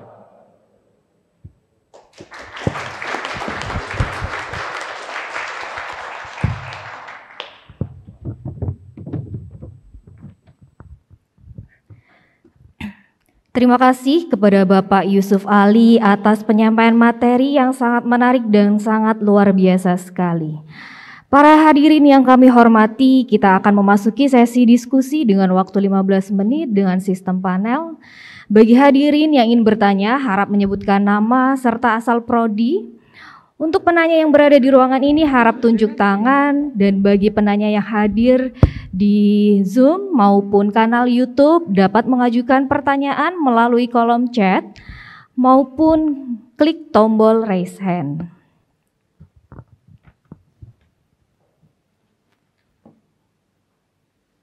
Oke. Baik, untuk pertanyaan yang pertama, ya, untuk pertanyaan pertama dari Yoko S dari Prodi Hukum melalui kanal YouTube. Pertanyaannya adalah bagaimana wujud bela negara melalui sosial media? Oke. Pertanyaan yang berikutnya. Ya, baik. Untuk pertanyaan yang kedua dari M. Tommy Prodi Farmasi melalui kanal YouTube. Pada tantangan era Society 5.0 disebutkan perlunya lembaga pendidikan menanamkan nilai-nilai bela negara untuk mencegah dari pengaruh perkembangan dunia yang buruk. Jadi yang ingin ditanyakan adalah nilai seperti apa yang paling cocok untuk ditanamkan pada lembaga pendidikan apabila dari mata kuliah tentang bela negara dia merasa masih kurang karena banyak anak muda yang seakan menyepelekan mata kuliah tersebut dan dianggap bukan merupakan mata kuliah utama pada jurusan minat yang diambil. Ya, baik. Ini untuk dua pertanyaan dari peserta Bapak kepada Bapak Yusuf Ali, dimohon untuk bisa memberikan tanggapannya. Terima kasih kepada Ibu Moderator. Terima kasih kepada mahasiswa yang sudah menyampaikan pertanyaan. Ini luar biasa, mahasiswa yang mau bertanya itu berarti punya motivasi untuk maju. Yang pertama dari mahasiswa Yoko S, Prodi Hukum, tentang bagaimana wujud bela negara melalui sosial media. Sebetulnya sederhana. Tidak menyampaikan konten-konten atau ikut di konten-konten yang menyebabkan perpecahan. Saya nggak usah jelaskan ya seperti apa sih konten yang nanti bisa menimbulkan perpecahan. Kalau boleh satu aja saya sampaikan, membuli sesama anggota medsos itu dari sukunya dan sebagainya itu sebenarnya nggak baik, sebaiknya jangan dilakukan. Itu contoh kecilnya. Jadi yang disampaikan ya konten-konten yang baik, yang bisa memotivasi orang lain, yang membuat orang lain jadi lebih cinta kepada negaranya dan sebagainya. Yang tadi sudah saya sampaikan di 5 nilai bela negara itu, yang membuat orang betul-betul saling bertoleransi, karena memang ideologi negara kita itu Pancasila. Ya, kalau nggak mampu menulis, misalnya, ya nggak usah berkomentar untuk hal-hal yang memang tidak bermanfaat. Itu sebenarnya sudah cukup juga. Tapi kalau punya kemampuan untuk membuat satu konten yang bagus, yang menunjukkan kecintaan kepada tanah air, ya bagus itu yang disampaikan. Karena tentu teknologi ini termasuk media sosial itu tujuannya untuk membawa kebaikan kepada umat manusia. Makanya era Society 5.0 itu kan supaya kita jangan bertentangan dengan kemajuan teknologi, sebetulnya intinya itu. Termasuk kaitannya kan media sosial ini bagian dari kemajuan teknologi informasi. Nah, kita manfaatkan untuk kebaikan. kita manfaatkan kalau nanti kaitannya dengan penjelasan tentang bela negara ini, yang memang nanti bisa bermanfaat untuk menjaga keutuhan, persatuan dan kesatuan warga negara dan sebagainya. Walaupun kita memang masih bisa lah buat konten-konten lucu, bisa, tapi konten-konten lucu yang tidak berkonotasi negatif. Tentu tidak perlu saya jelaskan detail di sini ya. Enggak dilarang itu orang berlucu-lucuan, enggak dilarang orang itu berinteraksi. Tapi tentu ini sudah secara umum kita yakini bahwa media sosial itu harus kita manfaatkan untuk menjaga persatuan, bukan untuk memecah belah. Jadi konten-konten yang kita sampaikan di media sosial itu arahnya seperti itu. Apa nanti akhirnya jadi kaku, medsosnya jadi tidak bisa gaul? Ya enggak lah, enggak seperti itu. Karena sudah terbukti kan penelitiannya Microsoft itu yang menyebutkan bahwa warga negara Indonesia nomor 1 itu, maksudnya penggunaan media sosialnya ini dianggap kurang baik. Coba buka itu di website itu, muncul kan? Ini udah jelas, yang seperti contoh-contoh saya sampaikan itu. Jadi lebih baik sampaikan yang baik lah.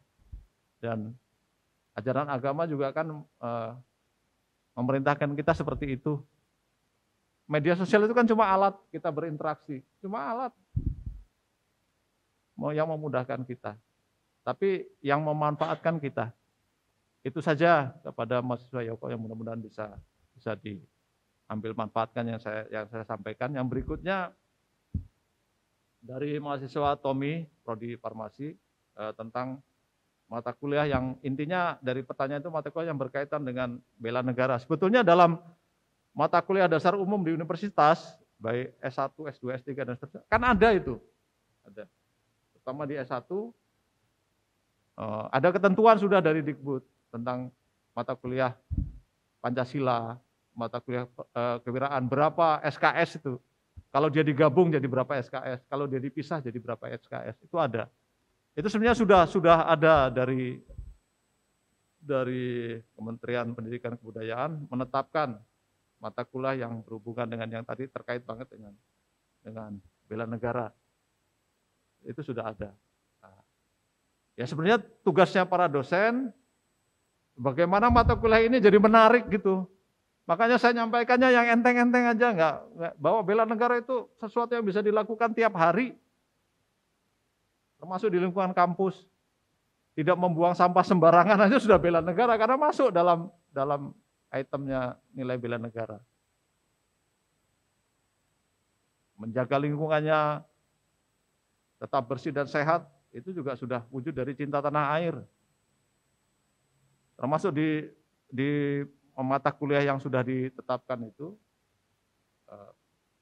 ya selain tugasnya dosen juga mahasiswa juga harus sadar bahwa dia mata kuliah dasar umum ini harus dia ikuti dengan baik karena itu kewajibannya warga negara kita untuk membela negara, itu kaitannya dengan kesadaran bela negara itu. Kalau kita nggak tahu tentang sesuatu, bagaimana kita bisa melaksanakan?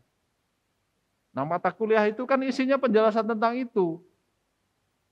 Jadi harus sadar, harus dimotivasi dalam dirinya bagi mahasiswa saat mengikuti mata kuliah itu. Bahwa ini kepentingannya untuk saya loh.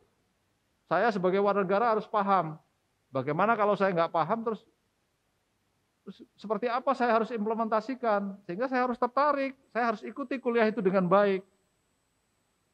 Karena saya warga negara loh, yang wajib membela negara. Jadi itu yang harus ditanamkan ke lingkup dirinya mahasiswa masing-masing. Selain tadi, mohon maaf, para dosen juga harus menyampaikan materi-materi yang konotasinya berat, padahal sebenarnya dengan cara menarik. Gitu. Jadi tidak hanya sekedar tatap muka gitu, mungkin ada implementasi di lapangan yang melalui praktek-praktek tadi, yang nanti betul-betul Anda sudah bela negara karena sudah melaksanakan nilai bela negara. Sudah melaksanakan Pancasila dalam kehidupan sehari-hari. Seperti itu, kalau tentang mata kuliahnya sudah ada di MKDU. Kalau harus ditambah lagi dengan sekali-sekali melaksanakan sosial pada negara bisa. Atau pada saat mahasiswa awal masuk, Lalu ada juga sosialisasi seperti kita lihat kayak di Unhan itu udah pasti. Begitu masuk di awal itu kalau yang S2 S3 masuk ke pusat pendidikannya Kementerian Pertahanan yang memang Pusdik Bela Negara. Di situ lebih mendalam lagi akan disampaikan implementasi dari nilai bela negara itu. Tapi kalau untuk kampus-kampus yang lain sebenarnya bisa diselipkan di mata kuliah dasar umum yang berkaitan dengan bela negara. Kan topiknya yang 14 selain yang UTS UAS itu kan bisa di dalamnya itu materinya bisa diperkaya. Walaupun mungkin sudah ada pasti bahwa isinya seperti ini gitu. Referensinya jelas, tapi pengkayaan kan boleh. Seperti itu. Mungkin ada lagi?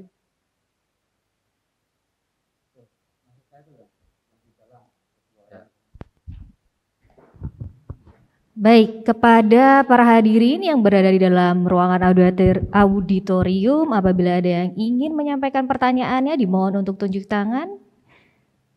Ya, silakan. Cek.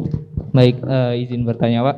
Saya Fisal Rasid Perdana dari Prodi Manajemen. Namanya siapa, Mas? Siapa saya namanya? Fisal dari Fisal dari Prodi Manajemen.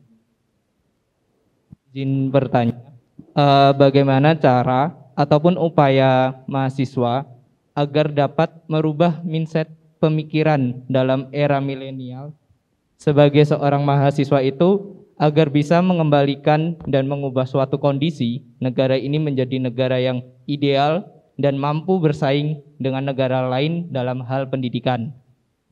Itu untuk pertanyaan yang pertama. Dan untuk pertanyaan yang terakhir, serta sikap seperti apa sebagai mahasiswa menjaga nilai moral Pancasila dalam hubungan manusia dengan alam. Karena yang saya ketahui dalam hubungan manusia dengan alam, jika hanya ilmu pengetahuan saja untuk mengeksploitasi alam tanpa mengindahkan nilai-nilai yang ada dalam moralitas, maka alam akan menjadi rusak, Pak, dan memberikan balasan berupa bencana alam kepada manusia itu sendiri. Terima kasih.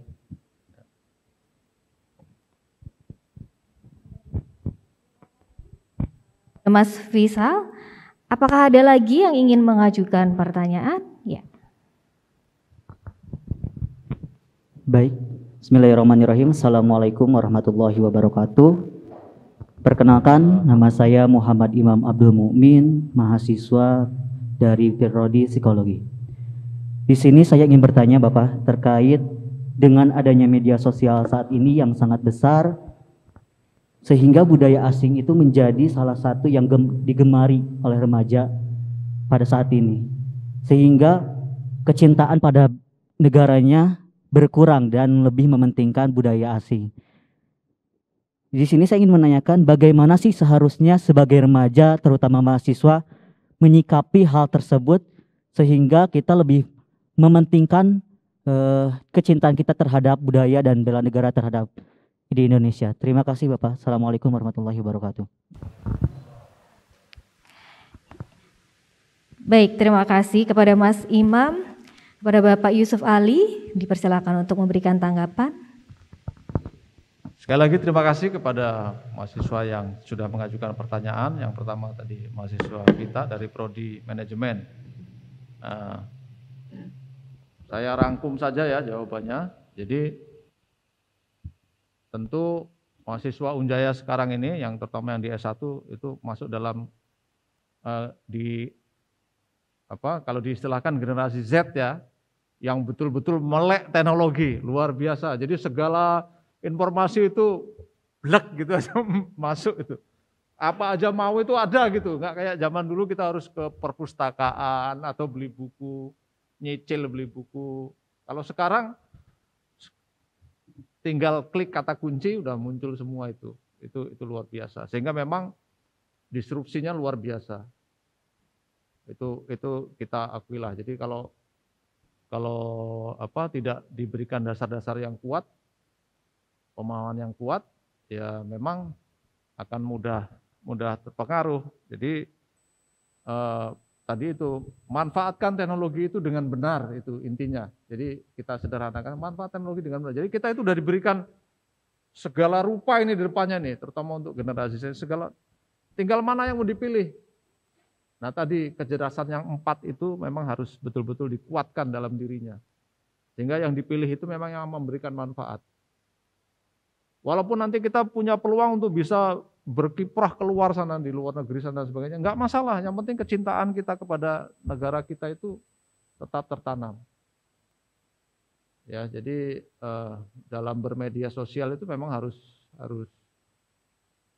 saya tidak bilang oh hati-hati, nanti seolah-olah kayaknya jadi memang dasar itu generasi baby boomer dan sebagainya itu penuh dengan larangan, semua dilarang dan sebagainya. Karena bukan di zamannya. Karena kan zaman generasi Z sekarang semuanya terserak itu di depannya itu tinggal ngambil. Tapi kita hanya berpesan pilah-pilahlah itu, ambil yang perlu dan gunakan itu. Media sosial itu hanya cara kayak kita berkomunikasi beginilah. Jangan sampai dia malah tidak bermanfaat untuk kita. Lalu tentang sifat dan moral untuk menjaga hubungan manusia dengan alam itu, kesadaran itu memang harus ditanamkan. Tadi kan wujud cinta tanah air itu kita harus menjaga agar alam ini memberi manfaat yang besar kepada kita. Jadi samalah kalau kita cinta dengan sesuatu, dia tentu akan cinta juga dengan kita. Kalau kita memberi manfaat kepada sesuatu, dia juga akan berbalik memberi manfaat kepada kita. Jadi sesederhana itu dalam implementasinya sebetulnya. Kalau kita nggak motong pohon, nanti oksigen yang dihasilkan dari pohon itu akan kita manfaatkan terus. Ya kalau kita motong pohon, ya nanti berkurang loh jatah kita untuk dapat oksigen. Jadi sebetulnya wujudnya sederhana sebetulnya. Jadi kalau saya memberi manfaat, sesuatu itu pasti memberi manfaat kepada kita, termasuk alam. Kalau kita memberi manfaat kepada alam, ya alam itu akan memberi manfaat kepada kita. Jadi disederhanakan seperti itu aja. Ya, jadi nggak usah kita jauh-jauh membahas sesuatu misalnya yang lagi ribut antara warga mana dan tentang alamnya. Tidak, di sekitar kita aja dulu lah. Yang kita rubah itu yang dekat-dekat dulu. Nggak usah kita yang jauh-jauh. Kalau memang di dekat kita sudah bisa kita rubah, terutama diri kita, nanti yang jauh-jauh otomatis juga bisa rubah. Tapi jangan dibalik. Kita berupaya merubah sesuatu yang jauh-jauh. Yang sebetulnya kita sulit untuk merubah. Kita meributkan tentang kerusakan lingkungan di mana gitu yang jauh, yang kita nggak bisa apa-apa. Sementara di depan kita ini sampah berserakan ini. Lebih baik itu aja coba dikerjakan. Sampah yang berserakan di sekitar kita itu dibuang di tempatnya, dimanfaatkan bila perlu. Bila perlu dia bisa menghasilkan, memberi manfaat. Kan banyak sekarang tinggal klik aja, memanfaatkan sampah gitu, muncul itu searat-arat itu, misalnya itu. Jadi kepada adik-adik mahasiswa, seperti itu, manfaatkan era teknologi sekarang yang memang mudah semua ada itu, untuk nanti memberikan manfaat sebesar-besarnya kepada kita, kepada alam dan seterusnya. Jadi sesuai yang ditanyakan oleh mahasiswa kita tadi ya. Dan sebagian juga sudah saya jelaskan tadi pertanyaannya sebetulnya dalam contoh-contoh bagaimana seperti apa nanti implementasinya. Berikutnya untuk mahasiswa Muhammad tadi yang tentang di medsos dan sebagainya. Jadi gini, tentang budaya. Dengan banyaknya informasi ini ya, itu sebetulnya yang begitu kita baca gini, yang pertama dihantam mindset kita. Ya kan? Lah kalau kita nontonin sesuatu yang itu terus-menerus misalnya tentang Korea ya otomatis kita cinta Korea, sudah. Jadi bagaimana supaya kita tidak seperti itu? Ya dikurangilah. Orang dihantam langsung. Pada saat kita mengklik itu cari coba wayang orang, klik, terus kita baca. Terus apa sih yang saya tertarik tentang apa misalnya di wayang itu, kita klik, baca, dinikmati gitu, diresapi. Insya Allah nanti otomatis mindset kita itu cinta dengan budayanya kita. Kalau udah mindset kita udah penuh dengan kecintaan terhadap budaya kita, Dalam kehidupan sehari-hari juga begitu lihat baju, wah mendingan yang motif wayang daripada motifnya yang penyanyi Korea yang pakai celana segini-segini misalnya gitu. Kalau enggak nanti kebalik kan, karena mindsetnya udah penuh dengan itu, karena kita hobinya buka-buka itu, lihat-lihat itu, nanti begitu lihat baju, kaos, gambarnya aja, misalnya gambar yang motif gambarnya yang itu. Jadi sesederhana itu sebetulnya, karena yang dihantam mindset kita, termasuk tadi medsos itu. Begitu membaca itu langsung masuk di kepala kita. Enggak sadar kita nanti ngetiknya ya yang berhubungan dengan itu. Dan algoritma yang digunakan itu, pada saat kita mengklik-klik, itu otomatis bertaut-taut. Kita klik itu, berikutnya muncul ya yang berkaitan, karena memang algoritma. Tapi kalau kita mengkliknya sesuatu yang memang tadi itu tentang budaya Indonesia, dia akan bertaut dengan budaya Indonesia itu semua. Kan seperti itu teknologi. Yang apalagi sekarang yang tentang informasi, karena dia menggunakan algoritma, akan ditaut-tautkan. Kalau kita sering membuka, misalnya sesuatu, saya tertarik nih tentang ISIS gitu ya, yang kelompok teroris itu. Satu kali, klik, itu berikutnya akan muncul, kayak iklan itu loh. Karena algoritma dia akan bertaut. Terus gimana supaya enggak? Ya jangan diklik. Ya enggak usah dibuka. Enggak usah baca yang memang nanti yang akan membuat mindset kita cinta dengan budaya Indonesia. Seperti itu. Jadi jangan berharap bahwa enggak itu kayaknya dari zaman generasi baby boomer itu udah itu gemblong gara-gara nuntut ilmu nggak kuat. Nah, kira-kira kayak gitu nanti mindsetnya nggak kuat. Akhirnya nanti menganggap bahwa budaya yang dari asing itu lebih baik. Karena memang mindsetnya udah terbentuk. Seperti itu ya. Saya kira itu Bu Moderator.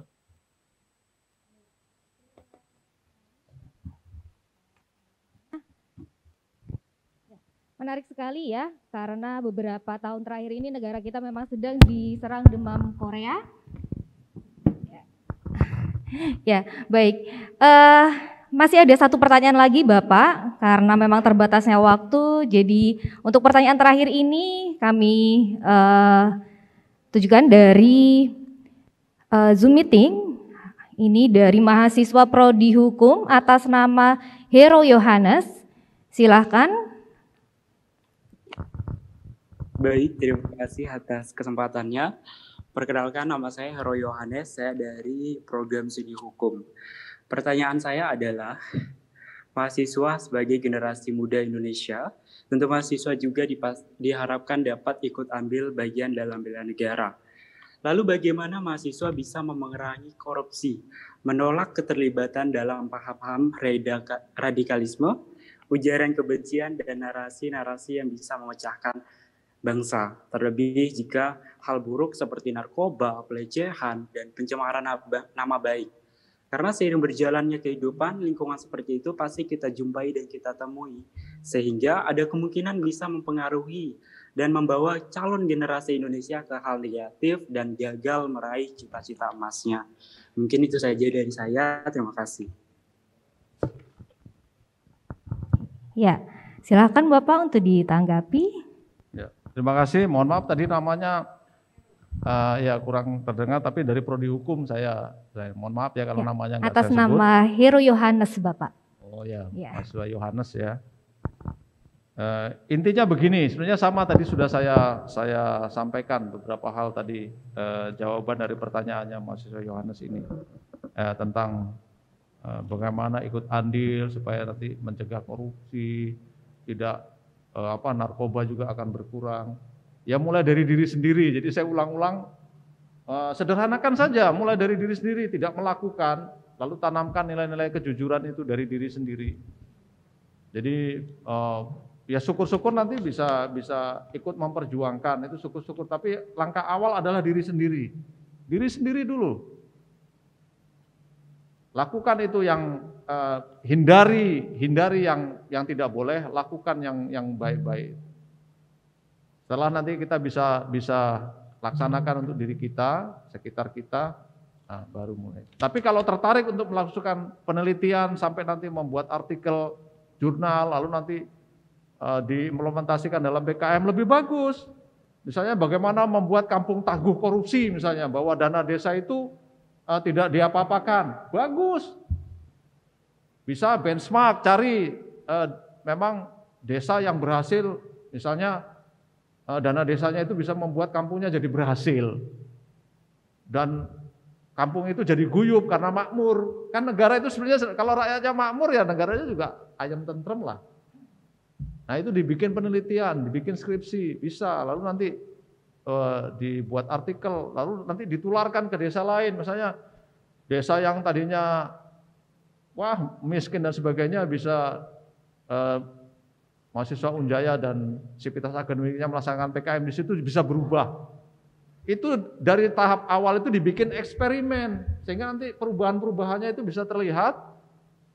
Nah nanti di ujung di terakhir itu bisa dibuat buku artikel bagaimana perubahan dari jelek menjadi bagus itu bisa dilaksanakan, bisa ditularkan. Jadi tadi explicit knowledge-nya itu jadi tacit knowledge dan itu bisa di-sharing, dibagikan. Tapi yang paling pertama tadi lakukan untuk diri kita. Nah, kalau mau lebih luas tadi itu, lakukan penelitian dan seterusnya. Buat eksperimen dan seterusnya. Sehingga nanti tadi, sekali lagi, explicit knowledge itu bisa jadi tacit knowledge, nanti sharing, kita bagi. Sehingga makin banyak yang bisa lebih baik. Jadi ibaratnya daripada kita capek-capek berkuar-kuar cuma jarinya aja yang begini, lebih baik kita berbuat. Lebih baik kita berbuat. Jadi itu ya. Rangkaiannya, kalau tadi saya kan mencontohkan lewat penelitian dan seterusnya. Jadi bisa kalau memang tertarik, ingin membuat perubahan dan seterusnya, ya buat penelitian. Penelitian itu tidak harus di tempat yang ada masalah, tapi bisa juga yang dia bisa tempat itu bisa jadi contoh. Sehingga contoh-contoh itu nanti, karena contoh itu mungkin belum tertulis tadi itu, belum jadi tacit.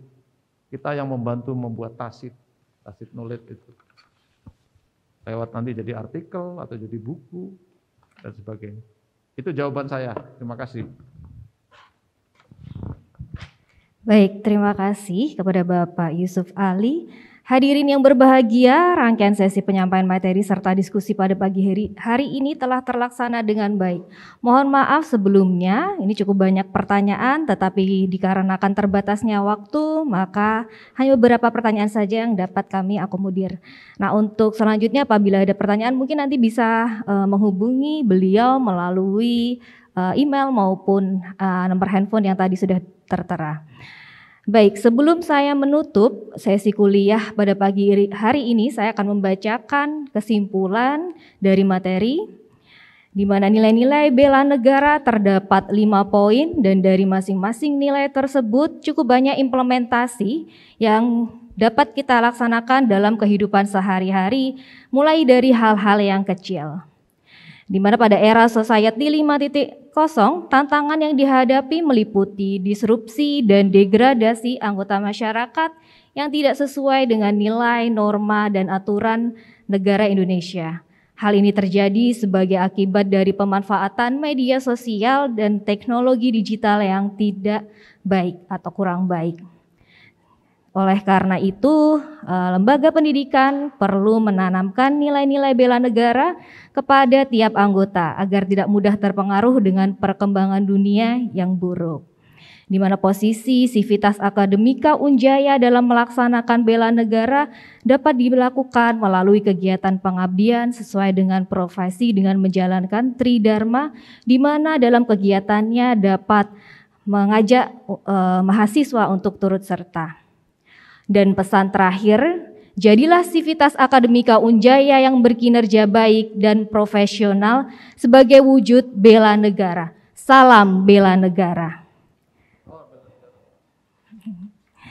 Terima kasih banyak kami ucapkan kepada Bapak Brigadir Jenderal TNI Dr. Yusuf Ali SEMM Sihar yang telah membersamai kita, dan juga kepada seluruh hadirin yang berpartisipasi dalam kegiatan ini. Saya selaku moderator memohon maaf apabila selama memandu kegiatan ini ada hal yang kurang berkenan. Saya serahkan kembali acara pagi hari ini kepada pembawa acara. Wassalamualaikum warahmatullahi wabarakatuh.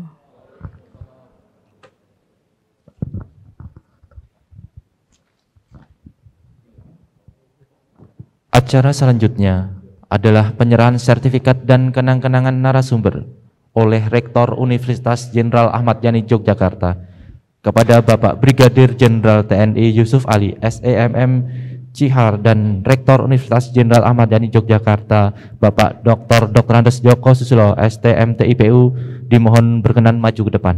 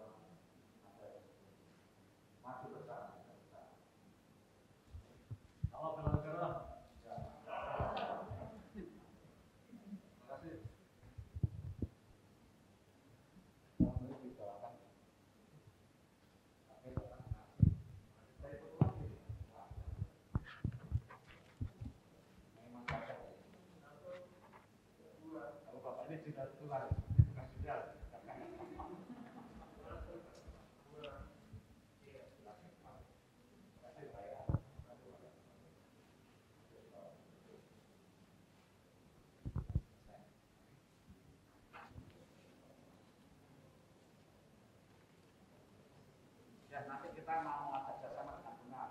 Nanti mahasiswa saya mau di sana. Untuk dosennya, manajemen baik,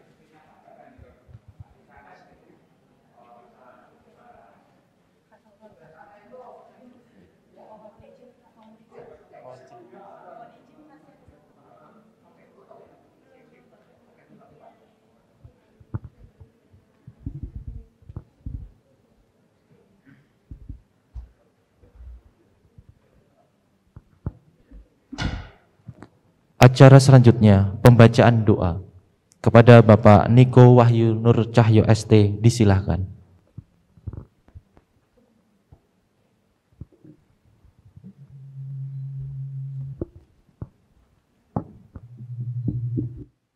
Assalamualaikum warahmatullahi wabarakatuh. Yang terhormat Bapak PLT Ketua BPH Unjaya, yang saya hormati Bapak Rektor beserta segenap pimpinan Unjaya, yang saya hormati Bapak narasumber dan seluruh peserta kuliah umum kejuangan dan bela negara dalam kehidupan kampus. Marilah kita semua sejenak menundukkan kepala, melapangkan hati dan membuka pikiran guna mengharap keridhaan dan keberkahan Allah Subhanahu wa taala. Pada kesempatan yang berbahagia ini, izinkan kami menuntun doa sesuai agama Islam. Bagi hadirin yang beragama lain, disilahkan menyesuaikan dengan agama dan keyakinan masing-masing. Bismillahirrahmanirrahim. Alhamdulillahirabbil alamin. Hamdan yuwafi ni'amahu wa yukafi umasidah ya Rabbana lakal hamdu kama yanbaghi li jalali wajhikal karim wa azimil sultanik. Allahumma salli ala Muhammadin fil awalina wal akhirin. Ya Allah yang Maha Pemurah, berilah keberkahan kuliah umum ini, ridhoilah kami dalam menambah ilmu, dan rahmatilah Universitas Jenderal Ahmad Yani Yogyakarta, agar mampu melahirkan generasi penerus bangsa yang unggul terdepan, memiliki nilai juang tinggi untuk membela negara Indonesia yang kami cintai.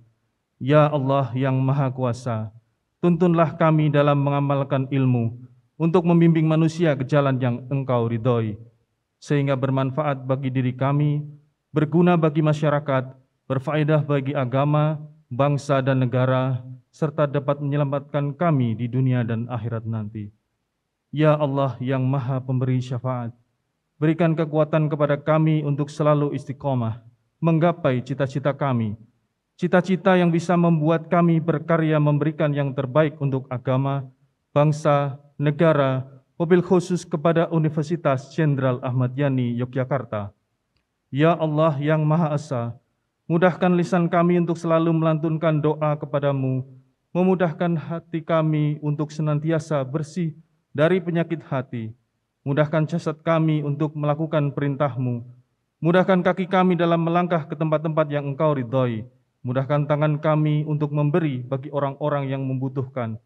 Ya Allah yang Maha Pengampun, begitu banyak peristiwa-peristiwa yang terjadi di negeri ini. Jika sekiranya itu merupakan cobaan dari-Mu, maka berikanlah kami kekuatan dan kesabaran menghadapinya.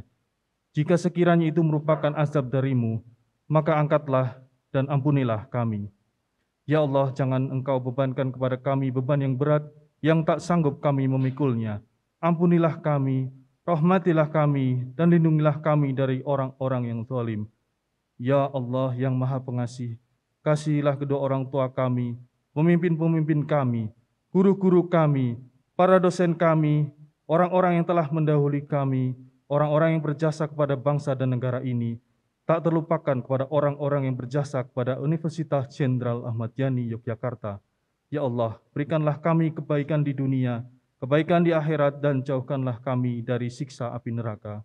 Subhana rabbika rabbil izzati amma yasifun, wassalamun alal mursalin, walhamdulillahi rabbil alamin. Amin, amin, amin, ya rabbal alamin. Demikian pembacaan doa. Wabillahi taufik wal hidayah. Wassalamualaikum warahmatullahi wabarakatuh.